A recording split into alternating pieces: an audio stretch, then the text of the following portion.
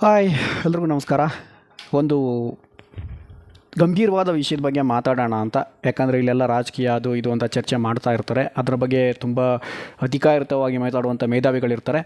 ಆದರೆ ಇಲ್ಲಿ ಪುಣೆಯಲ್ಲಿ ಒಂದು ಸೂಸೈಡ್ ಆಗಿದೆ. 23 ವರ್ಷದ ಒಂದು ಹುಡುಗ, ಒಬ್ಬ ವ್ಯಕ್ತಿ ಕೆಲಸ ಮಾಡ್ತಿದ್ದಂಥ ಒಬ್ಬ ಹುಡುಗ, ಪ್ರಬುದ್ಧ ವಯಸ್ಕ ಅಂತಲೇ ಹೇಳಬೇಕು. ಯಾಕಂದರೆ 23 ವರ್ಷ ಅಂದರೆ ಸ್ವಲ್ಪ ವಯಸ್ಕ. ಆತ ಏನು ಮಾಡಿದ್ದಾನೆ ಅಂತ ಹೇಳಿದ್ರೆ, ತಾನು ಕೆಲಸ ಮಾಡ್ತಿದ್ದ ಕಂಪ್ನಿ ಬಿಲ್ಡಿಂಗ್ ಮೇಲಿಂದನೇ ಜಂಪ್ ಮಾಡಿ ಸೂಸೈಡ್ ಮಾಡ್ಕೊಂಡಿದ್ದಾನೆ. ಅಂದರೆ ತೀರ್ಕೊಂಡಿದ್ದಾನೆ. 7ನೇ ಫ್ಲೋರಿಂದ ಬಿದ್ದು ತೀರ್ಕೊಂಡಿದ್ದಾನೆ. ತೀರ್ಕೊಳ್ಳೋಕೆ ಮುಂಚೆ ಅವನ ತಂದೆಗೆ ಮೆಸೇಜ್ ಮಾಡಿ, ಅಂದರೆ ಇದುವರೆಗೆ ಲಭ್ಯ ಇರೋ ಮಾಹಿತಿ ಏನು ಅಂದರೆ, ಆತನ ತಂದೆಗೆ ಮೆಸೇಜ್ ಮಾಡಿ ಆತ ಹೇಳಿರೋದೇನು ಅಂತ ಹೇಳಿದ್ರೆ, ನನ್ನನ್ನು ಕ್ಷಮಿಸಿ, ನಾನು ಲೈಫಲ್ಲಿ ಎಲ್ಲ ಥರ ಫೇಲ್ಯೂರ್ ಆಗಿಬಿಟ್ಟಿದ್ದೀನಿ, ಹಂಗಾಗಿ ನನ್ನನ್ನು ಕ್ಷಮಿಸಿ ಅಂಥೇಳಿ ಆತ ಸೂಸೈಡ್ ಮಾಡ್ಕೊಂಡಿದ್ದಾನೆ. ಮಾಡ್ಕೊಳ್ಳೋಕೆ ಮುಂಚೆ ನನಗೆ ಒಂದು ಸ್ವಲ್ಪ ಎದೆನೋ ಹೋಯ್ತದೆ, ಹೊರಗಡೆ ಹೋಗಿ ಬರ್ತೀನಿ ಅಂತ ಹೇಳಿ ಹೊರಗಡೆ ಹೋಗಿ ಜಂಪ್ ಮಾಡಿ ಸೂಸೈಡ್ ಮಾಡ್ಕೊಂಡಿದ್ದಾನೆ. ಇದು ಗಂಭೀರ ಸಮಸ್ಯೆ. ಸೊ ನಾನು ಫೇಲ್ ಆಗ್ತಾಯಿದ್ದೀನಿ ಅಥವಾ ನಾನು ಫೇಲ್ಯೂರ್ ಆಗಿದ್ದೀನಿ ಅನ್ನುವಂಥ ಮಾತುಗಳು ತುಂಬ ಜನರ ಹತ್ರ ನಾವು ಕೇಳ್ತಾ ಇರ್ತೀವಿ, ಎಲ್ಲ ವಯೋಮಾನದವರಲ್ಲಿ. ಅದರಲ್ಲಿ ಈ 20ರಿಂದ 40 ಏನಿರ್ತಾರೆ, ಈ ವಯೋಮಾನದವ್ರಿಗೆ ಜಾಸ್ತಿ ಇರುತ್ತೆ. ಅದು ಅದು ಶುರುವಾಗೋದೇ 20ರಿಂದ 40ರಲ್ಲಿ. 30 ಆದಮೇಲೆ ಆ ಡೌಟು ತುಂಬ ಜನಕ್ಕೆ ಶುರುವಾಗುತ್ತೆ. ಅದ್ರ ಬಗ್ಗೆ ಮಾತಾಡೋಣ. ಒಂದೊಂದಾಗಿ ನೋಡ್ತಾ ಬರೋಣ. ಈ 20ನೇ ವಯಸ್ಸಿನಲ್ಲಿಂದ ಏನಕ್ಕೆ, ಅಥವಾ 23, 22 ಇಲ್ಲಿಂದ ಏನಕ್ಕೆ ಅದು ಶುರುವಾಗುತ್ತೆ ಅಂತ ಹೇಳಿದ್ರೆ, ಫಸ್ಟ್ ಅದು ಶುರುವಾಗೋದು ಎಲ್ಲಿಂದ ಅಂತ ಹೇಳಿದ್ರೆ ಎಜುಕೇಷನಿಂದ. ಅಂದರೆ ಬೇರೆಯವರೆಲ್ಲ ಒಳ್ಳೊಳ್ಳೆ ಪರ್ಸಂಟೇಜ್ ತೊಗೊಂಡಿರ್ತಾರೆ, ನಾನೇನೋ ಜಾಸ್ತಿ ಪರ್ಸಂಟೇಜ್ ತೊಗೊಳ್ಳಿಲ್ವೇನೋ, ಅಥವಾ ನಾನೇನು ಇನ್ನೂ ಸ್ಟಡಿ ಚೆನ್ನಾಗಿ ಮಾಡ್ಬೋದಿತ್ತೇನೋ. ಸೊ ಆ ವಿಧದಲ್ಲಿ ಫೇಲ್ಯೂರ್ ಅನಿಸುತ್ತೆ. ಯಾಕಂದರೆ ಅವ್ರ ಸುತ್ತಮುತ್ತ ಇರುವಂಥವರೆಲ್ಲ ಒಳ್ಳೆ ಸ್ಕೋರ್ ತೊಗೊಂಡಿರ್ತಾರೆ, 95, 96, 98 ಹಿಂಗೆ ತೊಗೊಂಡಿರ್ತಾರೆ. ಇವರು ತುಂಬ ಕಡಿಮೆ ಪರ್ಸೆಂಟೇಜ್ ತೊಗೊಂಡಿರ್ತಾರೆ. ಆಗ ಜಾಸ್ತಿ ಪರ್ಸೆಂಟೇಜ್ ತೊಗೊತಾ ಇರೋರು ಒಳ್ಳೊಳ್ಳೆ ಇನ್ಸ್ಟಿಟ್ಯೂಷನ್ಗೆ ಹೋಗ್ತಾ ಇರ್ತಾರೆ, ಒಳ್ಳೊಳ್ಳೆ ಕಾಲೇಜ್ಗೆ ಹೋಗ್ತಾ ಇರ್ತಾರೆ. ಸೊ ಆವಾಗ ಇವ್ರಿಗೆ ಏನು ಅನಿಸುತ್ತೆ ಅಂತ ಹೇಳಿದ್ರೆ, ನಾನು ಫೇಲ್ಯೂರ್ ಇರ್ಬೋದು, ನಾನು ಫೇಲ್ ಆಗ್ಬಿಟ್ನೇನೋ ಅಂತ. ಸೊ ಒಂದು ಡಿಗ್ರಿ ತೊಗೊಳೋದ್ರಲ್ಲಿ, ಅಂದರೆ ಸ್ಟಡಿ ಮಾಡೋದ್ರಲ್ಲಿ ಅನಿಸುತ್ತೆ. ಸೊ ಅದಾದಮೇಲೆ ನೆಕ್ಸ್ಟ್ ಫೇಲ್ಯೂರ್ ಅವ್ರಿಗೆ ಅನ್ಸೋದೇನು ಅಂತ ಹೇಳಿದ್ರೆ, ಈ ಸ್ಯಾಲ್ರಿ ಪ್ಯಾಕೇಜ್. ಇವಾಗೆಲ್ಲ ತುಂಬ ಒಳ್ಳೊಳ್ಳೆ ಕಂಪ್ನಿ, ರೆಪ್ಯೂಟೆಡ್ ಕಂಪ್ನಿ, ಕಾಲೇಜ್ನವರೆಲ್ಲ ಒಳ್ಳೊಳ್ಳೆ ರೆಪ್ಯೂಟೆಡ್ ಕಂಪ್ನಿಗಳಿಗೆ ಹೈರಾಗಿ ಒಳ್ಳೆ ಪ್ಯಾಕೇಜನ್ನ ತೊಗೊತಾ ಇದ್ದಾರೆ. ಮೊನ್ನೆ ಯಾವುದೋ ಹುಡುಗಿ ನೋಡಿರ್ಬೋದು, 72 ಲಕ್ಷ ಪ್ಯಾಕೇಜ್ಗೆ ಪ್ಲೇಸ್ ಆಯಿತು ಕರ್ನಾಟಕದ್ದೇ ಅಂತ. ಆ ರೀತಿ ಬೇರೆ ಬೇರೆ ಪ್ಯಾಕೇಜ್ಗೆ ಹೋಗ್ತಾ ಇರೋರು ಇರ್ತಾರೆ. ಸೊ ಕೆಲವ್ರಿಗೆ ಕೆಲಸ ಸಿಗೋಲ್ಲ, ಸಿಕ್ಕಿದ್ರೂ ಕಡಿಮೆ ಸಂಬಳ ಸಿಗುತ್ತೆ, ಒಂದು 10,000, 15,000 ಹಿಂಗೆಲ್ಲ ಸಿಗ್ತಾ ಇರುತ್ತೆ. ಆವಾಗ ಇವ್ರಿಗೆ ನಾನು ಫೇಲ್ ಆಗಿಬಿಟ್ನೇನೋ ಅಂತ ಅನಿಸುತ್ತೆ. ಮೈ ಫ್ರೆಂಡ್, ಎಷ್ಟೋ ಜನ ಕೆಲಸನೇ ಸಿಗದೇ ಇದ್ದವರು ಅಥವಾ ಕೆಲಸನೇ ಮಾಡದೇ ಇದ್ದವರು ಮುಂದೆ ಲೈಫಲ್ಲಿ ಹಂತವಾಗಿ ಒಳ್ಳೊಳ್ಳೆ ಸಂಬಳಕ್ಕೆ ಓದೋರಿದ್ದಾರೆ. ಈಗ ನಮ್ಮ ಜೊತೆನೂ ಕೆಲಸ ಮಾಡ್ತಾರೆ ಎಷ್ಟೋ ಜನ ಫಾರಿನಲ್ಲಿದ್ದಾರೆ, ಸ್ಟಡಿಗೂ ಫಾರಿನ್ಗೆ ಹೋದರು, ಕೆಲಸಕ್ಕೂ ಫಾರಿನ್ಗೆ ಹೋದರು, ತುಂಬ ಸಂಬಳ ತೊಗೊತಾ ಇದ್ದಾರೆ. ಅದು ಹಂಗಂತ ನಾವೇನು ಮಾಡೋಕ್ಕಾಗುತ್ತೆ? ಇವಾಗ ನಾವೇನು ಮಾಡೋಕ್ಕಾಗುತ್ತೆ? ನಮ್ಮ ಪ್ರತಿಭೆಗೆ, ನಮ್ಮ ಶ್ರಮಕ್ಕೆ, ನಾವು ಹಾಕಿದ ಎಫರ್ಟ್ಗೆ, ನಾವು ಆಯ್ಕೆ ಮಾಡ್ಕೊಂಡ ಫೀಲ್ಡ್ನ ಆಧಾರದ ಮೇಲೆ ನಮಗೆ ಸಂಬಳ ಸಿಗ್ತಾ ಇದೆ. ಸೊ ಒಂದು ರೀಚ್ ಆಗ್ಬೋದಲ್ಲ, ಮಾಡ್ಬೋದು. ಸೊ ಅದನ್ನು ಫೇಲ್ಯೂರ್ ಅಂತ ಕನ್ಸಿಡರ್ ಮಾಡಬಾರ್ದು. ಸೊ ನೆಕ್ಸ್ಟ್ ಬಂದು ಕೆಲವರಿಗೆ ಒಳ್ಳೆ ಫ್ರೆಂಡ್ ಸರ್ಕಲ್ ಇರುತ್ತೆ, ಅವ್ರಿಗೆ ಒಳ್ಳೆ ಸೋಷಿಯಲ್ ಸ್ಕಿಲ್ ಇರುತ್ತೆ, ಒಳ್ಳೆ ಫ್ರೆಂಡ್ ಸರ್ಕಲ್ ಇರುತ್ತೆ. ನಮಗೆ ಈ ಸ್ಕೂಲಲ್ಲಿದ್ದಾಗ ದೊಡ್ಡ ಫ್ರೆಂಡ್ ಸರ್ಕಲ್ ಇರುತ್ತೆ. ಹೈಸ್ಕೂಲಿಂದ ನಾವು ಕಾಲೇಜಿಗೆ ಬಂದಾಗ ಆಗ ಸ್ವಲ್ಪ ಕಡಿಮೆ ಆಗುತ್ತೆ. ಡಿಗ್ರಿ ಮುಗಿಸೋದ್ರೊಳಗೆ ಆ ಫ್ರೆಂಡ್ ಸರ್ಕಲ್ ಇನ್ನೂ ಕಡಿಮೆ ಆಗುತ್ತೆ. ನಾವು ಒಂದು ಕೆಲಸ ಹುಡುಕಾಟ ಅಂತ ಪ್ರತಿಯೊಬ್ಬರು ಬ್ಯುಸಿ ಆದಾಗ ನಮಗೆ ಈ ಸರ್ಕಲ್ ತೀರಾ ಕಡಿಮೆ ಆಗಿಬಿಡುತ್ತೆ, ಪ್ರತಿಯೊಬ್ಬರಿಗೂ ಕಡಿಮೆ ಆಗುತ್ತೆ. ಸೊ ಆಗ ಅದು ನಾನೇನೋ ಫೇಲ್ ಆಗಿಬಿಟ್ನೇನೋ, ಅದಕ್ಕೆ ನನ್ನ ಜನ ಸೇರ್ತಾ ಇಲ್ವೇನೋ ಅನ್ನುವಂಥ ಅನುಮಾನ ಬರುತ್ತೆ. ಅದು ಬಂದಾಗ ಇವರ ಸ್ಕಿಲ್ ಇಂಪ್ರೂವೈಸ್ ಮಾಡ್ಕೊಳ್ಳುವಂಥದ್ದು, ಅಥವಾ ಇವರಿದಂಥ ಕೆಟ್ಟ ಗುಣಗಳಿದ್ದರೆ ಅದನ್ನು ಸರಿ ಮಾಡ್ಕೊಳ್ಳುವಂಥದ್ದು, ಇದನ್ನು ಮಾಡ್ತಾ ಹೋದಾಗ ಆ ಒಂದು ನೋವು ಕಡಿಮೆ ಆಗುತ್ತೆ. ಇನ್ನು ಕೆಲವರು ಫ್ಯಾಮಿಲಿನಲ್ಲಿ ಮಾತಾಡ್ತಾ ಇರ್ತಾರೆ, ಅವ್ರ ಮಗ ಅಷ್ಟು ಪರ್ಸೆಂಟೇಜ್ ತೊಗೊಂಡ, ಇವ್ರ ಮಗಳು ಇದಕ್ಕೆ ತೊಗೊಂಡ್ಲು, ಅವ್ರ ಮಗ ಹಂಗೆ ಸಕ್ಸಸ್ ಆಗಿದ್ದಾನೆ ಅಂತೆಲ್ಲ ಮಾತಾಡ್ತಾ ಇರ್ತಾರೆ. So family wise. ಆಮೇಲೆ ಇನ್ನು ಕೆಲವ್ರದ್ದು ಸ್ಟೇಟಸ್, ಕೆಲವರು ಕಡಿಮೆ ಲೋ ಪ್ರೊಫೈಲ್ ಫ್ಯಾಮಿಲಿಯಿಂದ ಬಂದಿರ್ತಾರೆ, ಅಂದರೆ ಬಡತನದಿಂದ ಬಂದಿರ್ತಾರೆ. ಅವರು ಹೀಗೆ ಮಹಾನಗರಗಳಿಗೆ ದೊಡ್ಡ ದೊಡ್ಡ ಫ್ರೆಂಡ್ಸು, ಆಫೀಸ್ ಕೊಲೀಗ್ಸ್ ಇವ್ರ ಜೊತೆ ಹೋದಾಗೆಲ್ಲ ಅವರೆಲ್ಲ ಕೆಲವರು ದೊಡ್ಡ ಶ್ರೀಮಂತರು, ಬೇರೆ ವರ್ಗದವರು. ಇವ್ರನ್ನೆಲ್ಲ ನೋಡಿದಾಗ ನಾವೇನೋ ಇನ್ನೂ ನಾವು ಇನ್ನೂ ಫೇಲ್ಯೂರ್ ವರ್ಗದಿಂದ ಬಂದ್ಬಿಟ್ನೇನೋ ಅಂತ ಅಂದ್ಕೊಂಡಿರ್ತಾರೆ. ಸೊ ಆ ಸ್ಟೇಟಸ್ ಅನ್ನುವಂಥದ್ದು ಈ ಸಮಸ್ಯೆ ಮಾಡಿರುತ್ತೆ. ಮತ್ತು ಕೆಲವರು ಫಾರಿನ್ ಜಾಬ್ ತೊಗೊಂಡಿದ್ರ ಬಗ್ಗೆ ಇರುತ್ತೆ. ಇನ್ನು ಕೆಲವುದು ಫಿಸಿಕಲ್ ಅಟ್ರಾಕ್ಟಿವ್ನೆಸ್. ಯಾಕಂದರೆ ಈ 20ರಿಂದ 40 ಏನಿರುತ್ತೆ, ಇದು ಹೈಲಿ ಫಿಸಿಕಲಿ ಅಟ್ರಾಕ್ಟಿವ್ ಆಗಿರುವಂಥ ಏಜು. ಗಂಡು ಮಕ್ಕಳಾಗಲಿ ಹೆಣ್ಮಕ್ಳಲ್ಲಿ, ಯೂಶ್ವಲಿ ಹೆಣ್ಮಕ್ಳಲ್ಲಿ 15ರಿಂದನೇ ಸ್ಟಾರ್ಟ್ ಆಗುತ್ತೆ ಫಿಸಿಕಲಿ ಅಟ್ರಾಕ್ಟಿವ್ನೆಸ್ ಅನ್ನುವಂಥದ್ದು. ಗಂಡು ಮಕ್ಕಳಲ್ಲೂ ಕೂಡ ಈ 20-20ರಿಂದ ಶುರುವಾಗುತ್ತೆ. ಕೆಲವರು ವೀಕ್ ಇರ್ತಾರೆ, ಕೆಲವರು ದಪ್ಪ ಇರ್ತಾರೆ, ಕೆಲವರು ನೋಡೋದಕ್ಕೆ ಚೆನ್ನಾಗಿರಲ್ಲ. ಸೊ ಆ ಫಿಸಿಕಲ್ ಅಟ್ರಾಕ್ಟಿವ್ನೆಸ್ ಕೂಡ ಅವ್ರಿಗೆ ಏನೋ ಒಂದು ಫೇಲ್ಯೂರ್ ಅನಿಸುತ್ತೆ. ಯಾಕಂದರೆ ಅವ್ರ ಸುತ್ತಮುತ್ತ ಎಲ್ಲ ಚೆನ್ನಾಗಿರೋರಿದ್ದು ಅವ್ರಿಗೆಲ್ಲ ಒಳ್ಳೆ ಸೆಲ್ಫಿ ತೊಗೊಂಡು ಈಗೆಲ್ಲ ಸೋಷಿಯಲ್ ಮೀಡ್ಯಾದಲ್ಲೆಲ್ಲ ಓಡ್ತಾ ಇರ್ತಲ್ಲ, ರೀಲ್ಸ್ ಮಾಡ್ತಾರೆ, ಸೆಲ್ಫಿ ಮಾಡ್ತಾರೆ, ಇನ್ನೊಂದೇನೋ ವೀಡಿಯೋ ಮಾಡ್ತಾರೆ. ಅವರ ಫಿಸಿಕಲ್ ಅಟ್ರಾಕ್ಟಿವ್ನೆಸ್ ಕಾರಣಕ್ಕೆ ಅವರು ಸಕ್ಸಸ್ ಆಗ್ತಾ ಇರ್ತಾರೆ. ಇವ್ರಿಗೆ ಅದು ಫೇಲ್ಯೂರ್ ಅಂತ ಅನಿಸುತ್ತೆ. ನಾನು ಚೆನ್ನಾಗಿಲ್ಲ, ಬೇರೆಯವ್ರ ಥರ ಇಲ್ಲ, ಹಂಗಾಗಿ ನಾನು ಫೇಲ್ಯೂರ್ ಏನು ಅಂತ ಅನಿಸೋದಕ್ಕೆ ಶುರುವಾಗುತ್ತೆ. ಅದಕ್ಕಿಂತ ಬಹುಮುಖ್ಯವಾದದ್ದೇನು ಅಂದರೆ ದೊಡ್ಡದು ಬುಲ್ಲಿಂಗ್. ಈ ರೇಗ್ಸೋದು, ಕಿಚಾಯಿಸೋದು, ಚುಡಾಯಿಸೋದು ಮಾಡ್ತಾರಲ್ಲ ಇನ್ನೊಬ್ಬರನ್ನ, ಅದು ಈ ವಯಸ್ಸಿನವ್ರಿಗೆ ಜಾಸ್ತಿ ಇರುತ್ತೆ. ಯಾಕಂದರೆ ಒಂದು ಫಿಸಿಕಲ್ ಸ್ಟ್ರೆಂತ್ ಇರ್ಬೋದು, ಇಲ್ಲ ಸರ್ಕಲ್ ಇರ್ಬೋದು, ಕಾಲೇಜ್ ರ್ಯಾಗಿಂಗ್ ಇರ್ಬೋದು, ಮತ್ತು ಆಫೀಸ್ಗಳಿಗೆ ಸೇರಿಕೊಂಡಾಗ ಆ ಕೆಲಸ ಬರದೇ ಇರ್ಬೋದು. ಅದು ಬುಲ್ಲಿಂಗ್ ಅನ್ನೋದು ನೇರವಾಗಿ ಹಿಡಿದು ಏನು ಇನ್ನೊಬ್ಬರನ್ನ ರ್ಯಾಗಿಂಗ್ ಮಾಡೋ ಥರ ಅಲ್ಲ, ಒಂದು ರೀತಿ ಕುಹಕ ನಗುವುದು, ಕುಹಕ ಆಡುವಂಥದ್ದು, ಇವ್ರಿಗೆ ಬರಲ್ಲ, ಇವ್ರಿಗೇನು ಬರಲ್ಲ, ಇವ್ನಿಗೇನು ಗೊತ್ತಿಲ್ಲ ಅನ್ನೋ ಥರ ಒಂಥರ ತಾತ್ಸಾರವಾಗಿ ನೋಡುವಂಥದ್ದು. ಈಗ ಬುಲ್ಲಿ ಮಾಡೋದಕ್ಕೆ ಬೇರೆ ಬೇರೆ ರೀಸನ್ಗಳಂತೂ ತುಂಬ ಇದ್ದಾವೆ. ಸೊ ಬೇರೆ ಜಾತಿ, ಧರ್ಮ, ಸ್ಟೇಟಸ್ಸು, ಮತ್ತು ಅವ್ರಿಗೆ ಬರದೇ ಇರುವಂಥದ್ದು ಪರ್ಸೆಂಟೇಜು, ಪ್ರತಿಯೊಂದನ್ನು ನೋಡಿಕೊಂಡು, ಮತ್ತು ಫಿಸಿಕಲಿ ಅವ್ರು ಹೇಗೆ ಎಮೋಷನಲ್ ಸ್ಟೇಟಸ್ ಇರುತ್ತೆ, ಕೆಲವ್ರಿಗೆ ಸೋಷಿಯಲ್ ಸ್ಕಿಲ್ ಜಾಸ್ತಿ ಇರಲ್ಲ, ಅಂಥವ್ರನ್ನ ಬುಲ್ಲಿ ಮಾಡೋದು. ಸೊ ಇದೆಲ್ಲ ನಡೀತಾ ಇರುತ್ತೆ. ಸೊಸೈಟಿ ಇರೋದೇ ಹಾಗೆ, ಅಂದರೆ ನಡೆಸ್ತಾ ಇರ್ತಾರೆ. ಇದ್ರ ನಡುವೆ ನಾವು ಸ್ಟ್ರಾಂಗ್ ಆಗಬೇಕು. ಸೊ ಇಲ್ಲಿ ಈ ವಯಸ್ಸಿನಲ್ಲಿ ವಯೋಮಾನದವ್ರಿಗೆ, ಆಮೇಲೆ ಇನ್ನೊಂದೇನು ಅಂತ ಹೇಳಿದ್ರೆ ಕೆಲವರಿಗೆ ಲವ್ ಫೇಲ್ಯೂರ್ ಆಗ್ತಾ ಇರ್ತಾರೆ. ಯಾಕಂದರೆ ಕಾಲೇಜಲ್ಲಿದ್ದಾಗ ಲವ್ ಮಾಡ್ತಾ ಇರ್ತಾರೆ, ಆ ಏಜಲ್ಲಿ ಎಲ್ರಿಗೂ ಒಂದು ಅಟ್ರಾಕ್ಷನ್ ಇರುತ್ತೆ, ಲವ್ ಮಾಡ್ತಾ ಇರ್ತಾರೆ. ಅವ್ರೇನು ಮಾಡ್ತಾರೆ, ಅವರು ಬೇರೆಯವ್ರನ್ನ ಮದುವೆ ಆಗ್ತಾರೆ, ಅಥವಾ ಅವ್ರನ್ನ ಸಕ್ಸಸ್ಫುಲ್ ಆದವ್ರನ್ನ ಮನೇಲಿ ನೋಡಿ ಮದುವೆ ಮಾಡ್ತಾರೆ.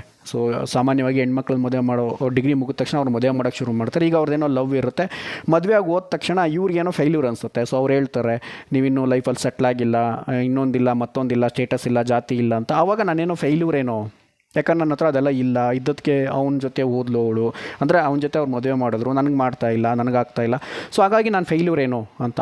ಸೊ ಈ ಒಂದು ಫೇಲ್ಯೂರ್ ಅನ್ನುವಂಥದ್ದಕ್ಕೆ ಎಷ್ಟೊಂದು ವಿಧಾನಗಳಿರ್ತವೆ, ಇವೆಲ್ಲ ಬರ್ತವೆ. ಏನಿರ್ಬೋದು, ಸ್ಟಡಿ ಇರ್ಬೋದು, ಸ್ಯಾಲ್ರಿ ಇರ್ಬೋದು, ಕಂಪ್ನಿ ಇರ್ಬೋದು, ಫ್ರೆಂಡ್ಸ್ ಇರ್ಬೋದು, ಫ್ಯಾಮಿಲಿಯಿಂದ ಸಪೋರ್ಟ್ ಸಿಗದೆ ಇರೋದು, ಸ್ಟೇಟಸ್ಸು, ಮತ್ತು ಫಿಸಿಕಲ್ ಅಟ್ರಾಕ್ಟಿವ್ನೆಸ್ಸು, ಬುಲ್ಲಿ ಮಾಡೋದು, ಅಪಮಾನ ಮಾಡ್ತಾ ಇರೋದನ್ನು ಸಹಿಸ್ಕೊಳ್ಳದೆ ಇರುವಂಥದ್ದು, ಇದು ಎಲ್ಲ ಕಾರಣಗಳು ಇರುತ್ತೆ.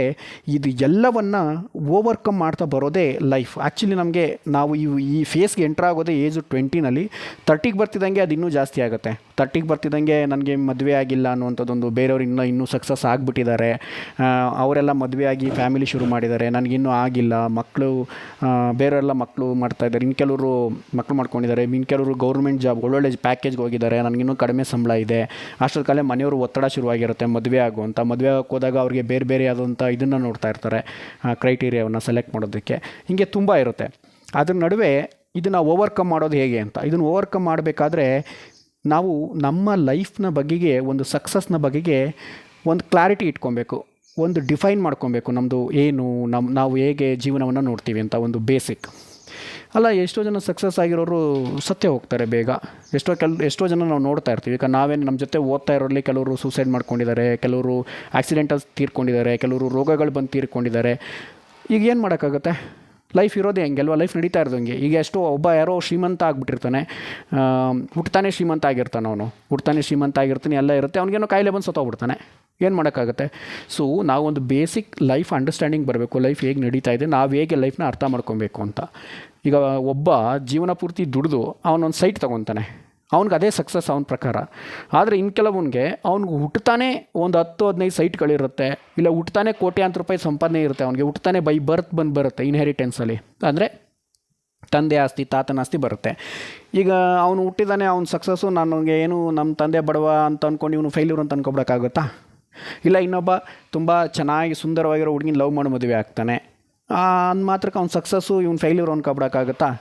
ಅವರೆಲ್ಲ ಎಷ್ಟೋ ಜನ ಡೈವೋರ್ಸ್ ತೊಗೊಳ್ಳೋರಿದ್ದಾರೆ, ಮದುವೆಗಳು ಮುರಿದು ಬಿದ್ದಿರೋದಿದೆ. ಹೀಗೆ ಅದೊಂದು ಬರುತ್ತೆ. ಅದು ಸೊ ನಮ್ಮ ಬೇಸಿಕ್ ಅಂಡರ್ಸ್ಟ್ಯಾಂಡಿಂಗ್ ಆಫ್ ಲೈಫ್ನ ತೊಗೊಬೇಕು. ಸೊ ನಮ್ಮ ಲೈಫು ಹೇಗೆ ಅಂಡರ್ಸ್ಟ್ಯಾಂಡ್ ಮಾಡ್ಕೊಳ್ಳೋಣ ಅಂತ ನಾವು ಆಮೇಲೆ ನಾವು ಸಕ್ಸಸ್ಸನ್ನು ಡಿಫೈನ್ ಮಾಡಬೇಕು. ನನ್ನ ಪ್ರಕಾರ ಸಕ್ಸಸ್ ಅಂದರೆ ಏನು ಅಂತ ಅವನಿಗವನೇ ಅಂದ್ಕೊಬೇಕು.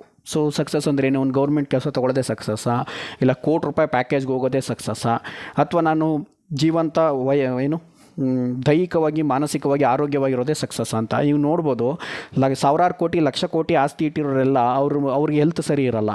ಸೊ ಇವಾಗ ಅವ್ರು ಏನಂತ ತಿಳ್ಕೊಬೇಕು ಅವ್ರ ಲೈಫ್ನ, ಅದನ್ನು ಹೆಂಗೆ ತೊಗೊಬೇಕು. ಮತ್ತು ಇನ್ನು ಕೆಲವ್ರ ಹತ್ರ ಏನೂ ಇರಲ್ಲ, ಬಟ್ ಅವ್ರು ಫಿಸಿಕಲಿ ಮೆಂಟಲಿ ಆರೋಗ್ಯವಾಗಿ, ದೈಹಿಕವಾಗಿ, ಮಾನಸಿಕವಾಗಿ ಆರೋಗ್ಯವಾಗಿರ್ತಾರೆ. ಅದನ್ನು ಅವರು ಸಕ್ಸಸ್ ಅಂತ ತೊಗೊತಾರೆ. ಇನ್ನು ಕೆಲವರಿಗೆ ಮಕ್ಕಳು ಆಗಲ್ಲ ಅನ್ನೋದೇ ಅವ್ರಿಗೆ ನೋವು, ಅಂದರೆ ಸಕ್ಸಸ್ ಅಲ್ಲ ಅಂತ. ಇನ್ನು ಕೆಲವರಿಗೆ ಮಕ್ಕಳಾಗಿರ್ತವೆ, ಆ ಮಕ್ಕಳು ಸರಿಯಾಗಿ ನೋಡ್ಕೊತಾ ಇಲ್ಲ ಅನ್ನೋದು. ಹೀಗೆ ಸೊ ಆ ಒಂದು ಬೇಸಿಕ್ ಅಂಡರ್ಸ್ಟ್ಯಾಂಡಿಂಗ್ ಆಫ್ ದ ಸಕ್ಸಸ್ನ ತೊಗೊಬೇಕು. ಆಮೇಲೆ ಅವರ ಸ್ಟ್ರೆಂತ್ ಏನು, ಅವರ ವೀಕ್ನೆಸ್ ಏನು ಅಂತ ನೋಡ್ಕೊಬೇಕು. ಈಗ ನನ್ನ ಸ್ಟ್ರೆಂತ್ ಏನು ಅಂತಂದರೆ, ಉದಾಹರಣೆಗೆ ನಾನು ಚೆನ್ನಾಗಿ ಓದ್ತೀನಿ, ಅಥವಾ ನಾನು ಚೆನ್ನಾಗಿ ಬರೀತೀನಿ, ನಾನು ಚೆನ್ನಾಗಿ ಕಾನ್ಸೆಪ್ಟನ್ನ ಅರ್ಥ ಮಾಡ್ಕೊತೀನಿ, ನಾನು ಚೆನ್ನಾಗಿ ಮಾತಾಡ್ತೀನಿ, ಅಥವಾ ನಾನು ಚೆನ್ನಾಗಿ ಹಾಡ್ತೀನಿ. ಇದು ಅವರ ಸ್ಟ್ರೆಂತ್. ಸೊ ಮತ್ತು ವೀಕ್ನೆಸ್ಸು ನೋಡ್ಕೊಬೇಕು. ನನಗೇನು ಫೇಲ್ಯೂರ್ ಆಗ್ತಾಯಿದ್ದೀನಿ, ನನ್ನ ವೀಕ್ನೆಸ್ ಏನು, ಸಡನ್ನಾಗಿ ಕೋಪ ಬರುತ್ತೆ, ಲೇಸಿ ಆಗಿದ್ದೀನಿ ನಾನು, ತುಂಬ ಲೇಸಿ. ಆಮೇಲೆ ನನಗೆ ಸೈಕಾಲಜಿಕಲ್ ಇಶ್ಯೂಸ್ ಇದೆ ಅಂದರೆ ಅವರ ವೀಕ್ನೆಸ್ನ ಅವರೇ ನೋಡ್ಕೊಬೇಕು. ಸೊ ಫೋಕಸ್ ಮಾಡೋಕ್ಕಾಗ್ತಾಯಿಲ್ಲ ನನಗೆ, ಈ ರೀತಿ. ಆಮೇಲೆ ಫಿಸಿಕಲಿ ಏನಾದ್ರು ವೀಕ್ನೆಸ್ ಇದ್ದರೆ, ಏನಾದ್ರು ಹೆಲ್ತ್ ಸಮಸ್ಯೆ ಇದ್ದರೆ, ಸೈಕಾಲಜಿಕಲಿ ಏನು ವೀಕ್ನೆಸ್ ಇದೆ. ಸೊ ಆಮೇಲೆ ಮನಿ ಕಡಿಮೆ ಇರೋ ಅದು ಕೂಡ ವೀಕ್ನೆಸ್. ಫೈನಾನ್ಷಿಯಲ್ ವೀಕ್ನೆಸ್ ಹೇಗಿದೆ, ಫ್ಯಾಮಿಲಿ ಸಪೋರ್ಟ್ ಹೇಗಿದೆ, ಫ್ರೆಂಡ್ಶಿಪ್ ಹೇಗಿದೆ, ಪ್ರತಿಯೊಂದನ್ನು ಅವರೇ ಆಡಿಟ್ ಮಾಡ್ಕೊಬೇಕು. ನಮ್ಮ ಲೈಫ್ನ ನಾವೇ ಆಡಿಟ್ ಮಾಡ್ಕೊಬೇಕು. ಸೊ ನೆಕ್ಸ್ಟು 5 ಇಯರ್ಗೆ ಇಲ್ಲ 10 ಇಯರ್ಗೆ 20 ಇಯರ್ಗೆ ನಾವು ರೋಡ್ ಮ್ಯಾಪ್ನ ಸೆಟ್ ಮಾಡಬೇಕು. ಸೊ ನೆಕ್ಸ್ಟ್ 5 ಇಯರ್ಗೆ ನಾನು ಏನಾಗ್ತೀನಿ, ನೆಕ್ಸ್ಟ್ 10 ಇಯರ್ಗೆ ನಾನು ಏನಾಗಿರಬೇಕು, ಸೊ ನನ್ನ ಗೋಲ್ ಏನಿರಬೇಕು, ಈ ರೀತಿಯಾಗಿ ಕನ್ಸ್ಟ್ರಕ್ಟಿವ್ ಆಗಿ ನಾವು ಲೈಫ್ನ ನೋಡ್ತಾ ಹೋಗಬೇಕಾಗತ್ತೆ. ಅದ್ರ ಜೊತೆಗೆ ರೆಸಿಲಿಯನ್ಸ್ ಅಂತನ ಬಳಸ್ಕೊಬೇಕು. ರೆಸಿಲಿಯನ್ಸ್ ಅಂದರೆ ಫೇಲ್ಯೂರ್ ಆಗ್ತಾ ಇರುತ್ತೆ ಜೀವನದಲ್ಲಿ, ಫೇಲ್ಯೂರ್ ಆಗ್ತಾನೇ ಇರುತ್ತೆ ಪ್ರತಿಯೊಬ್ಬರಿಗೂ.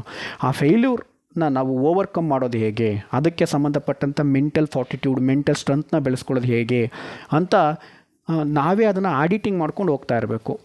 ಸೊ ಯಾರೋ ಈಗ ಲವ್ ಫೇಲ್ಯೂರ್ ಆಯಿತು, ಫೇಲ್ ಆಯಿತು, ಯಾಕೆ ಬಿಟ್ಟೋದ್ಲು ಅಥವಾ ಯಾಕೆ ಬಿಟ್ಟೋದ್ರು, ಅವ್ರು ಹೇಳ್ತಾ ಇರೋದೇನು, ನಾನು ಸಕ್ಸಸ್ ಆಗಿಲ್ಲ ಅಂತ. ಲವ್ ಫೇಲ್ಯೂರ್ ಅನ್ನುವಂಥದ್ದು ಬರೀ 18-20ನೇ ವಯಸ್ಸಿನಲ್ಲಿ ಆಗುತ್ತೆ ಅಂತಲ್ಲ, 25ನೇ ವಯಸ್ಸಲ್ಲೂ ಆಗ್ಬೋದು, 30ನೇ ವಯಸ್ಸಲ್ಲೂ ಆಗ್ಬೋದು. ಮತ್ತು ಲವ್ನ ಫೈಂಡ್ ಮಾಡೋದು ಕೆಲವ್ರಿಗೆ 18ನೇ ವಯಸ್ಸಿಗೆ ಸಿಗ್ಬೋದು. ಇನ್ನು ಕೆಲವ್ರದ್ದು ನಮ್ಮಲ್ಲಿ ಅರ್ಕೆ ಕುರಿ ಬಿಟ್ಟಂಗೆ ಬಿಟ್ಕೊಂಡಿರ್ತಾರೆ, ಅಕ್ಕನ ಮಕ್ಕಳು, ಅತ್ತೆ ಮಕ್ಕಳು, ಮಾವನ ಮಕ್ಕಳು ಅಂತ. ಅವ್ರಿಗೆ ಮದುವೆ ಆಗ್ತಾರೆ, ಅವ್ರದ್ದೇನು ಲವ್ ಗಿವ್ ಅಂತೆಲ್ಲ ಅವ್ರು ಚಿಕ್ಕ ವಯಸ್ಸಿಂದ ಹೇಳ್ಕೊಂಡಿರ್ತಾರೆ, ಬಿಟ್ಕೊಂಡಿರ್ತಾರೆ. ಇನ್ನು ಕೆಲವ್ರಿಗೆ ಆ ಲವ್ ಫೈಂಡ್ ಮಾಡೋದು 30ನೇ ವಯಸ್ಸಲ್ಲಿ ಸಿಗ್ಬೋದು, 40ನೇ ವಯಸ್ಸಿನಲ್ಲಿ ಅವ್ರಿಗೆ ಅಂದ್ಕೊಂಡಂಥ ಲವ್ ಸಿಕ್ಕಿ ಮದುವೆ ಆಗೋರಿದ್ದಾರೆ. ಸೊ ಲವ್ ಅಂದರೆ ನಾವೇನು ಹುಡುಗ ಅಥವಾ ಹುಡುಗಿನ ನಾವೇನು ಪ್ರೀತಿ ಮಾಡೋರು ಇರ್ತಾರೆ, ಅವರು ನಮಗೆ ಬೇಗ ಸಿಗ್ತಾ ಇಲ್ಲ ಅನ್ನೋದು ಅದು ಫೇಲ್ಯೂರ್ ಕಾರಣ ಅಲ್ಲ. ಅದಕ್ಕೆ ನಾನು ಏನು ಅಡಾಪ್ಟ್ ಮಾಡ್ಕೊಬೇಕು ಫಿಸಿಕಲಿ, ಮೆಂಟಲಿ, ಸೈಕಾಲಜಿಕಲಿ ಅನ್ನೋದನ್ನು ನೋಡಿಕೊಂಡು ಅಡಾಪ್ಟ್ ಮಾಡಿಕೊಂಡು ಹೋಗಬೇಕಾಗತ್ತೆ. ಸೊ ಅದಕ್ಕೆ ತುಂಬ ಅರ್ಜೆಂಟ್ ಮಾಡುವಂಥ ಅವಶ್ಯಕತೆ ಏನಿಲ್ಲ. ಅಥವಾ ಸಕ್ಸಸ್ನ ಬೇಗ 23ನೇ ವಯಸ್ಸಿಗೆ ಅಥವಾ 25ನೇ ವಯಸ್ಸಿಗೆ ಡಿಫೈನ್ ಮಾಡ್ಕೊಬೇಕಂತ ಅಗತ್ಯತೆ ಇರೋದಿಲ್ಲ. ಅದ್ರ ಜೊತೆಗೆ ನಾವು ಬೇರೆ ಬೇರೆ ಥರದ ಜನರನ್ನು ಮೀಟ್ ಮಾಡಬೇಕಾಗತ್ತೆ. ಅಂದರೆ ಬಡವರು ಅಥವಾ ತುಂಬ ಶ್ರೀಮಂತರು. ಸೊ ಬಡವ್ರನ್ನ ನಮಗಿಂತ ತೀರಾ ಬಡವ್ರನ್ನ ಮೀಟ್ ಮಾಡಿದಾಗ ಅವ್ರ ಹತ್ರ ಒಂದು ಕಲ್ತ್ಕೊಳ್ಳೋಕೆ ತುಂಬ ಇರುತ್ತೆ. ನಮಗಿಂತ ಶ್ರೀಮಂತರನ್ನ ಮೀಟ್ ಮಾಡಿದಾಗ ಅವ್ರ ಹತ್ರ ಬೇರೆ ಕಲ್ತ್ಕೊಳ್ಳೋದು ವಿಷಯ ಇರುತ್ತೆ. ಸೊ ಅವ್ರು ಹೇಗೆ ಲೈಫ್ನ ಅಪ್ರೋಚ್ ಮಾಡ್ತಾರೆ, ಅವ್ರ ಲೈಫ್ನ ನೋಡೋ ವಿಧಾನ ಹೇಗೆ, ಅವ್ರ ಜೀವನವನ್ನು ಯಾವ ರೀತಿ ನೋಡ್ತಾ ಇದ್ದಾರೆ ಅದನ್ನು ನೋಡಬೇಕು. ಅದನ್ನು ನೋಡಾದ್ಮೇಲೆ ನಾವು ಮಾಡಬೇಕಾಗಿರೋದೇನು ಅಂದರೆ ಕಂಪೇರ್ ಮಾಡ್ಕೊಳ್ಳೋದನ್ನು ಬಿಟ್ಬಿಡಬೇಕು.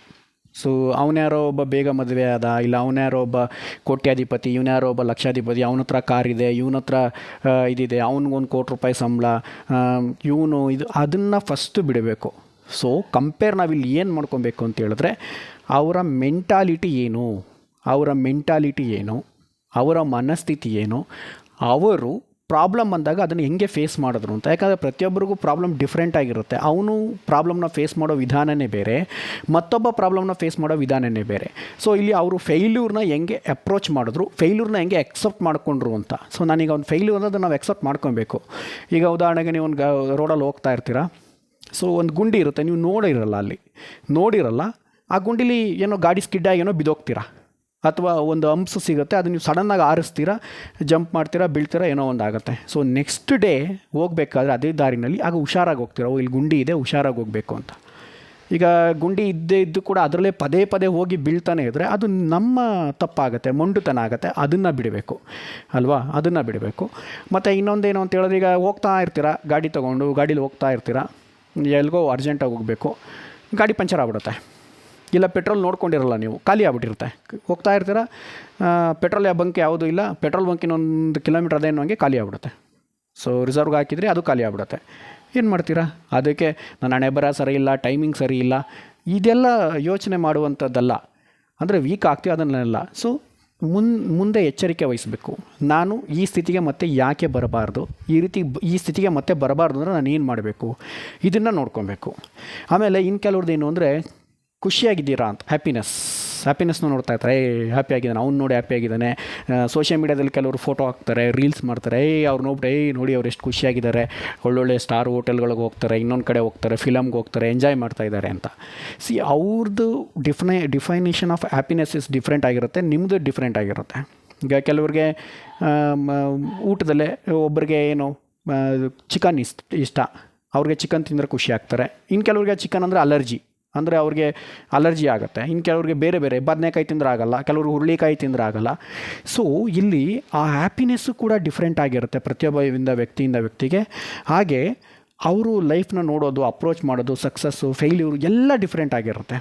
ಸೊ ಹಂಗಾಗಿ ಕಂಪೇರ್ ಮಾಡ್ಕೊಬಾರ್ದು. ಸೊ ನಮ್ಮ ಲೈಫ್ಗೆ ನಮ್ಮದೇ ಆದಂಥ ಒಂದು ರೋಡ್ ಮ್ಯಾಪ್ನ ಹಾಕ್ಕೊಬೇಕು, ನೆಕ್ಸ್ಟ್ ಏನು ಮಾಡಬೇಕು ಅಂತ ಗೋಲು.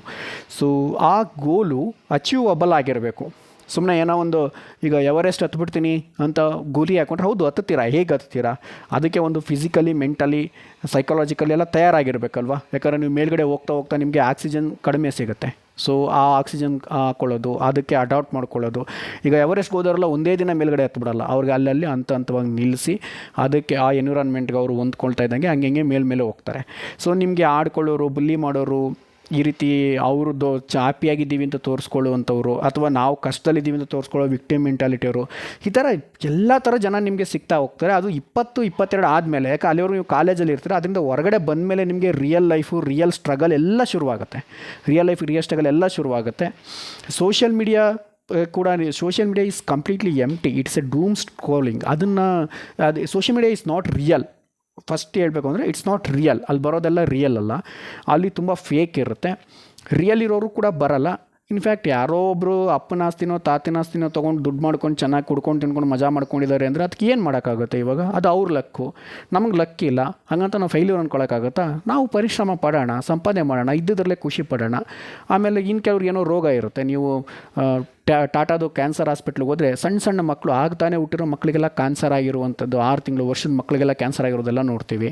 ಸೊ ಆ ಥರದ್ದೇನೂ ಆಗಿಲ್ಲ, ನಾವು ಹೆಲ್ತಿಯಾಗಿದ್ದೀವಿ, ನಮಗೆ ಚೆನ್ನಾಗಿದ್ದೀವಿ ಅಂತ ಹೇಳಿದ್ರೆ ಅದು ಒಂದು ಬ್ಲೆಸ್ಸಿಂಗು. ನೋಡಿ, ಈಗ ನಾವು ಹೇಳಿದ್ವಲ್ಲ, ನಾವು ನಮಗೇನೇನು ಸಕ್ಸಸ್ಫುಲ್ ಆಗಿ ಅದನ್ನು ಮಾರ್ಕ್ ಮಾಡ್ಕೊಂಡ್ವಾ. ಇನ್ನು ಕೆಲವ್ರಿಗೆ ಪೇರೆಂಟ್ಸೇ ಪ್ರೆಸರ್ ಹಾಕ್ತಾ ಇರ್ತಾರೆ, ನೀನು ಅದನ್ನು ಮಾಡು, ಇದನ್ನು ಮಾಡಬೇಕು, ಹಂಗಾಗಬೇಕು, ಹಿಂಗಾಗಬೇಕು, ಅದನ್ನು ಓದಬೇಕು, ಇದನ್ನು ಓದಬೇಕು. ಸೊ ನಿಮಗೆ ಆ ಪ್ರೆಸರ್ ಕಡಿಮೆ ಇದ್ದರೆ ನಿಮ್ಗೆ ಅದು ಒಂದು ಸಕ್ಸಸ್ ಆಗುತ್ತೆ. ಫ್ರೆಂಡ್ ಸರ್ಕಲಲ್ಲಿ ಕೆಲವರು ಅಡಿಕ್ಟಿವ್ ಇವರಿರೋ ಫ್ರೆಂಡ್ಸ್ ಇರ್ತಾರೆ, ಲೇಜಿನೆಸ್ ಆಗಿರೋರು, ಅವ್ರಿಗೆಲ್ಲ ಏನೋ ಬೇರೆ ಇರುತ್ತೆ. ಅಪ್ಪನ ಆಸ್ತಿ ತಾತನ ಆಸ್ತಿ ಇರುತ್ತೆ, ಅವರೇನು ದುಡಿಬೇಡಕ್ಕಾಗಿಲ್ಲ, ಮಜಾ ಮಾಡಿಕೊಂಡು ಹುಡುಗಿಯರಿಂದ ಹೋಗಿ ಏನೇನೋ ಮಾಡ್ಕೊಂಡಿರ್ತಾರೆ. ಆ ಥರದವ್ರು ನಿಮ್ಗೆ ಇಲ್ಲ ಅಂದರೆ ನೀವು ಅದು ಖುಷಿ ಪಡಬೇಕು. ಓಕೆ, ನಿಮ್ಗಿರುವಂಥ ಫ್ರೆಂಡ್ಸು ಸೊ ನಿಮ್ಮನ್ನು ಫಿಸಿಕಲಿ, ಮೆಂಟಲಿ, ಫೈನಾನ್ಷಿಯಲಿ, ಎಮೋಷನಲಿ ನಿಮ್ಮನ್ನ ಸ್ಟ್ರಾಂಗ್ ಮಾಡೋರು, ಬಿಲ್ಡ್ ಮಾಡುವಂಥ ಫ್ರೆಂಡ್ಸ್ ಆಗಿರಬೇಕು. ಇಲ್ಲ ಅಂಥ ಸರ್ಕಲ್ಗೆ ನೀವು ಬರಬೇಕು. ಓಕೆ, ಅಂಥ ಸರ್ಕಲ್ಗೆ ನೀವು ಬರಬೇಕು.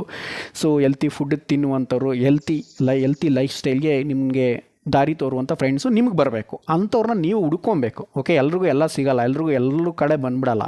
ಓಕೆ, ಸಹವಾಸ ದೋಷ ಅಂತ ಇರುತ್ತಲ್ಲ, ಅದು ಬೇಗ ಹರಡುವಂಥ ಕಾಯಿಲೆ. ಅದೊಂಥರ ಬೇಗ ಹರಡ್ಬಿಡುತ್ತೆ. ಸೊ ನಿಮ್ಮ ಮೆಂಟಾಲಿಟಿಗೆ ತಕ್ಕಂತೆ ನೀವು ಮಾಡ್ಕೊತೀರಿ. ಅದರಲ್ಲೂ ಈ ಕಾಲೇಜಲ್ಲಿ ಮತ್ತು ಕಾಲೇಜಿಂದ ಹೊರಗಡೆ ಬಂದಾಗ ಏನು ಲೈಫ್ ಶುರು ಮಾಡ್ಬೇಕಾದ್ರೆ ಆ ಥರದ್ದೆಲ್ಲ ಆಗುತ್ತೆ. ಅದನ್ನು ನೋಡಿಕೊಂಡು ಸೊ ನನಗೆ ಏನು ಬೇಕು, ನನ್ನ ಲೈಫ್ಗೆ ಏನು ಮುಖ್ಯ ಅನ್ನೋದನ್ನು, ಯಾಕಂದರೆ ನೀವು ಲೈಫ್ ಅಲ್ಲೇ ಡಿಫೈನ್ ಮಾಡ್ಕೊಂಡಿರ್ತೀರಲ್ಲ ಹಿಂದ್ಗಡೆ. ಸೊ ಅದು ನನಗೇನು ಬೇಕು, ನೆಕ್ಸ್ಟ್ ಇನ್ನೊಂದು 10 ಇಯರ್ಗೆ 5 ಇಯರ್ಗೆ 10 ಇಯರ್ಗೆ ನಾನು ಏನಾಗಿರಬೇಕು ಅಂತ ನಿಮ್ಮಲ್ಲಿ ಡೆಫಿನೆಟಿವ್ ಗೋಲ್ ಇದ್ದರೆ ಅದನ್ನು ನೀವು ಮುಂದೆ ಹೋಗ್ಬೋದು. ಇನ್ನೊಂದೇನು ಅಂತ ಹೇಳಿದ್ರೆ, ಈ ಬುಲ್ಲಿ ಮಾಡೋರು ಆನ್ಲೈನ್ ಬುಲ್ಲಿನೂ ಇರುತ್ತೆ, ಆಫ್ಲೈನ್ ಬುಲ್ಲಿನೂ ಇರುತ್ತೆ. ಆಫ್ಲೈನ್ ಬುಲ್ಲಿಗಿನ್ನ ಆನ್ಲೈನ್ ಬುಲ್ಲಿ ಇವಾಗ ಜಾಸ್ತಿ ಆಗಿದೆ. ಸೊ ಕಮೆಂಟ್ ಮಾಡೋದು, ಕ್ವಶನ್ ಕೇಳೋದು, ಪ್ರೂವ್ ಮಾಡು ಅಂತ ಹೇಳ್ತಾರೆ. ಈಗ ಎಷ್ಟೋ ಜನ, ಯಾರೋ ಒಬ್ಬ ಇರ್ತಾನೆ, ಅವನು ಹುಡುಗ ಕಾಲೇಜ್ಗೆ ಕಾರ್ ತೊಗೊಂಬರ್ತಾನೆ, ಅವ್ರ ಅಪ್ಪ ಮಾಡಿರ್ತಾನೆ. ಅವ್ರ ಅಪ್ಪ ಇನ್ನು ನಿಯತ್ತಾಗೆ ಸಂಪಾದನೆ ಮಾಡೋನ, ಇಲ್ಲ ಏನೋ ಕೊಳ್ಳೆ ಹೊಡೆದು ಇನ್ನೊಬ್ಬರು ತಲೆ ಹೊಡೆದು ಸಂಪಾದನೆ ಮಾಡೋನ, ಲಂಚ, ಅದು ಯಾರು ಗೊತ್ತಿಲ್ಲ. ಓಕೆ, ಇನ್ಫ್ಯಾಕ್ಟ್ ಹಂಗೆ ಅವ್ರಿವ್ರು ತಲೆ ಹೊಡೆದು ಸಂಪಾದನೆ ಮಾಡೋರು ಮಕ್ಕಳೇ ಹಂಗೆ ಶೋ ಆಫ್ ಮಾಡೋದು. ಸೊ ಅದ್ರ ಬಗ್ಗೆ ಜಾಸ್ತಿ ತಲೆ ಕೆಡ್ಸ್ಕೊಬೇಡಿ. ಅವ್ನು ಮಾಡ್ತಾನೆ, ಇದು ನನಗೆ ಹಾಗೆ ಮಾಡಿ ಒಂದು ಅಪಾಪೋಲಿ ಆಗಲಿಲ್ವಲ್ಲ. ಸೊ ನನಗೊಂದು ಡಿಸಿಪ್ಲಿನ್ ಬೆಳೆಸ್ಕೊಳ್ಳೋದಕ್ಕೆ ಒಂದು ಈ ಲೈಫ್ ಸ್ಟ್ರಗಲ್ ಸಿಕ್ಕಿದೆಯಲ್ಲ, ಈ ಸ್ಟ್ರಗಲ್ ಮಾಡೇ ನನಗೆ ಎಷ್ಟು ಸಾಧ್ಯನೋ ಅಷ್ಟು ಎಫರ್ಟ್ ಹಾಕಿ ನಾನು ಮಾಡ್ತೀನಿ ಅನ್ನುವಂಥ ಒಂದು ಮೆಂಟಲ್ ರೆಸಿಲಿಯನ್ಸ್ನ ನೀವು ಬೆಳೆಸ್ಕೊಂಡ್ರೆ ಸೊ ಎಲ್ಲ ಸಮಸ್ಯೆನೂ ಹೀಗೆ ಪರಿಹಾರ ಮಾಡ್ತಾ ಬರ್ಬೋದು. ಸೊ ಜನ್ಜಿನಲ್ಲಿ ಈಗ ಬರ್ತಾ ಇರೋರಲ್ಲಿ ಸಮಸ್ಯೆನೇ ಅದು. ಮೊಬೈಲ್ ಸೋಷಿಯಲ್ ಮೀಡ್ಯಾದಲ್ಲಿ ಏನಿರುತ್ತೆ ಅದರ ಆಧಾರದ ಮೇಲೆ ಲೈಫ್ನ ಕಟ್ಕೊಳ್ಳೋಕೆ ಹೋಗೋದು. ಮೈ ಫ್ರೆಂಡ್, ಸೋಷಿಯಲ್ ಮೀಡಿಯಾ ಸಮಾಜದಲ್ಲಿ ಏನು ಕಾಣ್ತದೆ ಇದರ ಆಧಾರದ ಮೇಲೆ ಯಾವತ್ತಿಗೂ ನಿಮ್ಮ ಲೈಫ್ನ ಕಟ್ಕೊಳ್ಳೋಕೆ ಹೋಗಬೇಡಿ. ಆ ಲೆಕ್ಕದಲ್ಲಿ ನೀವು ನಿಮ್ಮ ಲೈಫ್ನ ಡಿಸೈಡ್ ಮಾಡೋದಕ್ಕೂ ಹೋಗಬೇಡಿ. ಅದಕ್ಕಿಂತ ದೊಡ್ಡ ಅಪಾಯಕಾರಿ ಇನ್ನೊಂದು ಇಲ್ಲ. ಓಕೆ, ರಿಯಾಲಿಟಿನೇ ಬೇರೆ ಇಲ್ಲಿ. ಯಾಕಂದರೆ ಇಲ್ಲಿ ಅವ್ರ ಮಕ್ಕಳನ್ನು ಫಾರಿನ್ಗೆ ಕಳಿಸ್ತಾರೆ, ಆಂಟಿ ಅಂಕಲ್ಸ್ ಅಂತ ಹೇಳ್ತೀನಿ, ಅದು ಅದಕ್ಕೆ ಫೇಮಸ್. ಸೊ ನಮ್ಮದು ಆ ಟರ್ಬಲ್ಲಿ ಹೇಳ್ತೀನಿ, ಈ ಆಂಟಿ ಅಂಕಲ್ಸ್ ಅವ್ರ ಮಕ್ಕಳನ್ನ ಫಾರಿನ್ಗೆ ಕಳಿಸ್ತಾರೆ, ಚೆನ್ನಾಗಿ ಓದಿಸ್ತಾರೆ, ಫಾರಿನ್ಗೆ ಕಳಿಸ್ತಾರೆ. ಬೇರೆಯವ್ರ ಮಕ್ಳಿಗೆ ಮಾತ್ರ ಮೆಕಾಲೆ ಶಿಕ್ಷಣ, ಅದನ್ನು ಓದಬೇಡಿ, ಅದರಿಂದ ಬಂದು ಹಾಳಾಯಿತು, ನಮ್ಮ ಸಂಸ್ಕೃತಿ ಹಾಳಾಯಿತು, ಅದಾಯಿತು, ಬದನೇಕಾಯಿ ಆಯಿತು ಅಂತ ಹೇಳ್ತಾ ಇರ್ತಾರೆ. ಆದರೆ ಅವ್ರ ಲೈಫಲ್ಲಿ ಹೆಂಗೆ ಬದುಕಿರ್ತಾರೆ ಅದನ್ನು ನೋಡಿ. ಇನ್ನು ಕೆಲವರು ನೀವು ಜಿಮ್ಗೆ ಹೋಗ್ತಾಯಿದ್ರಿ ಅಂದರೆ ಅದಕ್ಕೂ ಹೇಳೋರು ಇರ್ತಾರೆ, ಜಿಮ್ಗೆ ಹೋದೆ ನನಗೆ ಕೈ ಹುಡುಕ್ಬಿಡ್ತು, ಕಾಲು ಹುಡುಕ್ಬಿಡ್ತು, ಜಿಮ್ಗೆ ಹೋದರೆ ಇದಾಗ್ಬಿಡೋ, ಏನು ಹಾರ್ಟ್ ಅಟ್ಯಾಕ್ ಆಗಿಬಿಡುತ್ತಂತೆ, ಅದಂತೆ ಇದಂತೆ. ಎಂಥದ್ದು ಇಲ್ಲ. ಅದನ್ನು ನಮಗೇನು ಅಂದರೆ ನಮ್ಮ ಡಿಸಿಪ್ಲೀನು, ನನಗೇನು ಬೇಕು, ನನ್ನ ಫಿಸಿಕಲಿ, ಮೆಂಟಲಿ, ಫೈನಾನ್ಷಿಯಲಿ ವೆಲ್ಬೀಯಿಂಗ್ ಹೆಂಗಾಗಬೇಕು, ಇದನ್ನು ನಾವು ಬೆಳೆಸ್ಕೊಬೇಕು.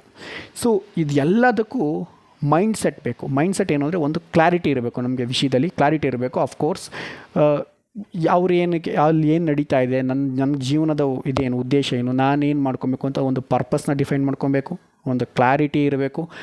ಆಫ್ಕೋರ್ಸ್ ನೀವು ಯಾರೇ ಆಗಿರಿ, ಎಲ್ಲೇ ಇರಿ, hard work is very very important. Hard work ಮಾಡಬೇಕು, ಫಿಸಿಕಲ್ ಮೆಂಟಲ್ ವೆಲ್ಬೀಯಿಂಗ್ನ ನೋಡಬೇಕು, ಎಂಜಾಯ್ ನೀವು ಎಂಜಾಯ್ನ ಯಾವಾಗಲೂ ಮಾಡೋಕ್ಕಾಗಲ್ಲ.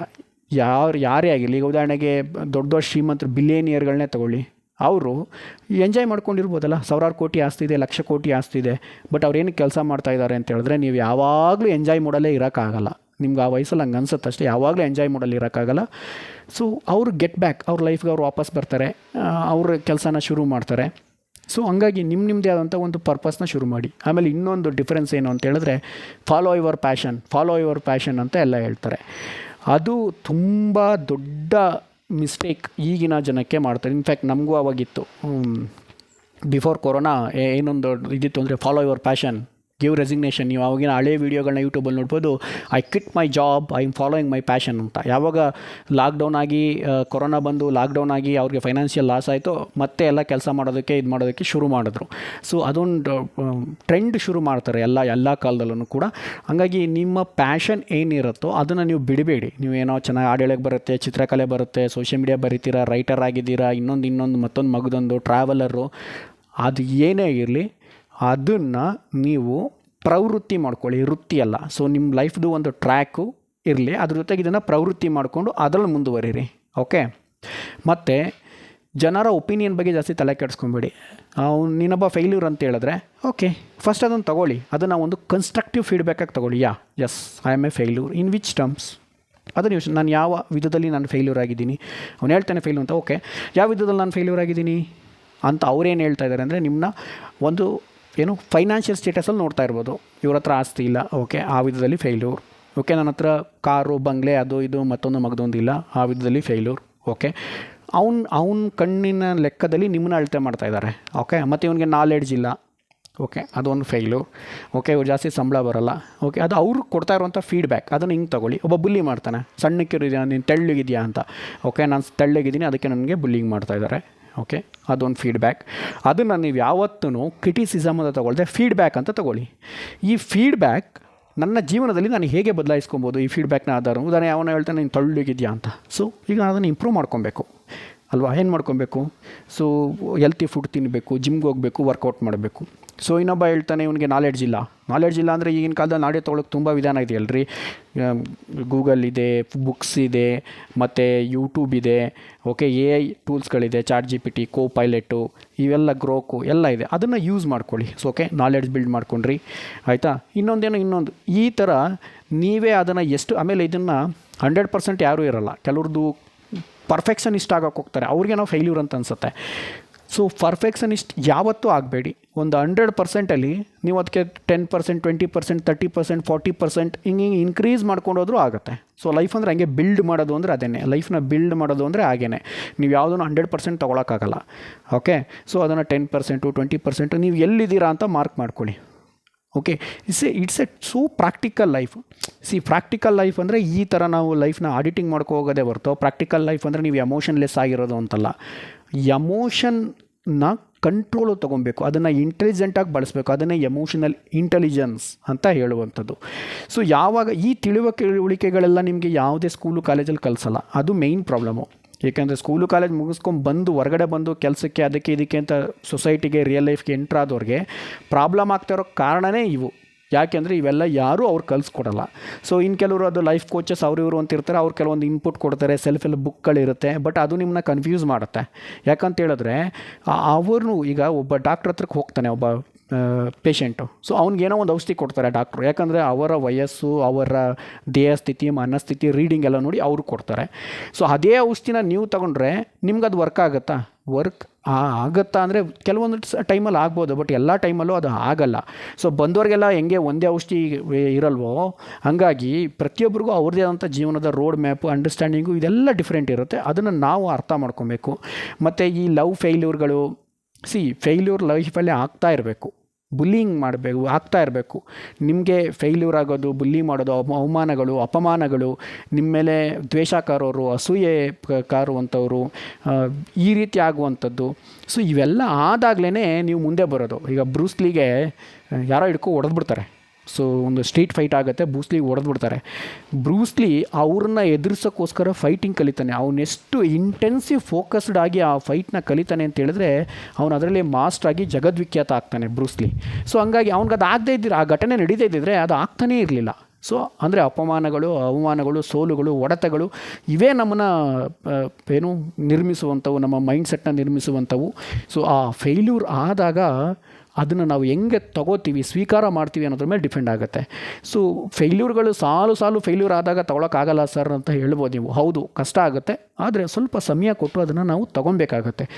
ಆಗ ಏನು ಈ ಮಾತಾಡಿದವರು, ಅವಮಾನ ಮಾಡಿದವರು, ಅಪಮಾನ ಮಾಡಿದವರು ಇವರೇ ನಿಮ್ಮ ಜೊತೆಗೆ ಸೇರುವಂತೆ, ಈ ಫೇಲ್ಯೂರ್ಗಳೆಲ್ಲವನ್ನು ಮೆಟ್ಟಿ ನೀವು ಬೆಳೆಯುವಂತೆ, ಎಲ್ಲರೂ ನಿಮ್ಮ ಜೊತೆ ಸೇರಿಕೊಂಡು ಬೆಳೆಯುವಂಥ ಒಂದು ಫ್ಯಾಮಿಲಿನ, ಒಂದು ಕಮ್ಯುನಿಟಿನ, ಒಂದು ಗ್ರೂಪ್ನ, ಒಂದು ಲೈಫ್ನ ನೀವು ಬಿಲ್ಡ್ ಮಾಡ್ಕೊಬೋದು. ಹಾಗಾಗಿ ಬೇಗ ತೀರ್ಮಾನಕ್ಕೆ ಬರಬೇಡಿ ಯಾವುದಕ್ಕೂ. ಕೆಲವ್ರಿಗೆ ಈ ಕ್ಲಾರಿಟಿ ನಿಮಗೆ 60 ವರ್ಷ, 70 ವರ್ಷ, 80 ವರ್ಷ ಆದರೂ ಕೆಲವರಿಗೆ ಬರೋದಿಲ್ಲ ಬೇಗ. ಆಮೇಲೆ ಇಲ್ಲಿ ಮ್ಯಾನಿಪುಲೇಟರ್ಸ್ ಇರ್ತಾರೆ, ಹೇಳೋದಲ್ಲ ಆಂಟಿ ಅಂಕಲ್ಸ್ ಅಂತ. ಆ ರೀತಿ ಮ್ಯಾನಿಪುಲೇಟರ್ಸ್ ತುಂಬ ಸಿಗ್ತಾರೆ ನಿಮಗೆ ಬೇರೆ ಬೇರೆ ವಿಧದಲ್ಲಿ. ಕೆಲವರು ಫಿಲಮಿಂದ ತೊಗೊತಾರೆ ಆ ರೀತಿ ಐಡಿಯಾಗಳನ್ನು, ಬುಕ್ನಿಂದ ತೊಗೊತಾರೆ, ಟಿ ವಿ ನೋಡಿ ತೊಗೊತಾರೆ, ಸೋಷಿಯಲ್ ಮೀಡ್ಯಾದಲ್ಲಿ ನೋಡಿ ತೊಗೊತಾರೆ. ಸೊ ನೀವು ಯಾರೇ ಇನ್ಪುಟ್ ಕೊಟ್ಟರು ಅದನ್ನು ನೀವು ನೋಡಬೇಕು. ಸೊ ನನಗೇನು ಆಗುತ್ತೆ, ಇದರಿಂದ ಹೆಲ್ಪ್ ಆಗುತ್ತೆ ಅಂತ. ಸೊ ಫೇಲ್ಯೂರ್ಗೆ ಕಾರಣಗಳು ಏನೇನಿದೆ, ನಿಮ್ಗೆ ಏನೇನು ಫೇಲ್ಯೂರ್ ಮಾಡ್ತಾಯಿದೆ, ನಿಮ್ಗೆ ಏನೇನು ಹಿಂದಕ್ಕೆ ಎಳೀತಾ ಇದೆ, ಸೊ ಅದರಲ್ಲಿ ನಿಮ್ಮ ಸ್ಟ್ರೆಂತ್ ಏನು, ವೀಕ್ನೆಸ್ ಏನು, ನೀವು ಲೈಫ್ನ ಹೆಂಗೆ ಅಪ್ರೋಚ್ ಮಾಡ್ತೀರಾ, ನಿಮ್ಮ ಪ್ರೋಸೆಸ್ ಏನು, ಮತ್ತು ಈ ಹ್ಯಾಪಿನೆಸ್ ಆಗಿರ್ಬೋದು, ಅಂದರೆ ನಾವು ಎಷ್ಟು ಖುಷಿಯಾಗಿದ್ದೀವಿ, ಮತ್ತು ನನಗೇನು ಬೇಕು, ಸೊ ನಾನು ಯಾಕೆ ಖುಷಿಯಾಗಿಲ್ಲ, ನಾನು ಖುಷಿಯಾಗಿರೋದಕ್ಕೆ ಏನು ಮಾಡಬೇಕು, ಸೊ ನಾನು ಎಲ್ಲಿ ಸೋಲ್ತಾ ಇದ್ದೀನಿ, ನನ್ನ ನೆಕ್ಸ್ಟ್ 5 ವರ್ಷದ್ದು, 10 ವರ್ಷದ್ದು, 20 ವರ್ಷದ ಪ್ಲಾನ್ ಏನು, ಓಕೆ ನಾನು ಎಂಥ ಸ್ನೇಹಿತರ ಜೊತೆ ಇರಬೇಕು, ಅಥವಾ ನಾನು ಈಗಿರೋರು ನನ್ನ ಈ ಗುರಿ ಜೀವನದ ಒಳ್ಳೆ ಕನ್ಸ್ಟ್ರಕ್ಟಿವ್ ಲೈಫ್ಗೆ ನನ್ನನ್ನು ಮುಂದಕ್ಕೆ ತಳ್ತಾ ಇದ್ದಾರಾ, ಫೀಡ್ಬ್ಯಾಕ್ ಕೊಡ್ತಾ ಇದ್ದಾರಾ. ಸೊ ಇದು ಎಲ್ಲವನ್ನು ನಾವು ಆಲೋಚನೆ ಮಾಡಿ, ವಿವೇಚನೆ ಮಾಡಿ, ತಿಳ್ಕೊಂಡು ಬೆಳ್ಕೊಂಡು ಹೋಗಬೇಕಾಗತ್ತೆ. ಅದೇ ಜೀವನ. Okay, the flavour of life is pain. ನೋವು, ಸಂಕಟ ಅನ್ನೋದೇ ಜೀವನದ ಫ್ಲೇವರ್. ಅದರದ ಒಂದು ಫ್ಲೇವರ್ ಆಗಿರೋದೇ ಲೈಫ್ದು ಫ್ಲೇವರ್. ಎಲ್ಲಿವರೆಗೂ ನೀವು ಬದುಕಿರ್ತೀರೋ ಅಲ್ಲಿವರೆಗೂ ಇದ್ದದ್ದೇ.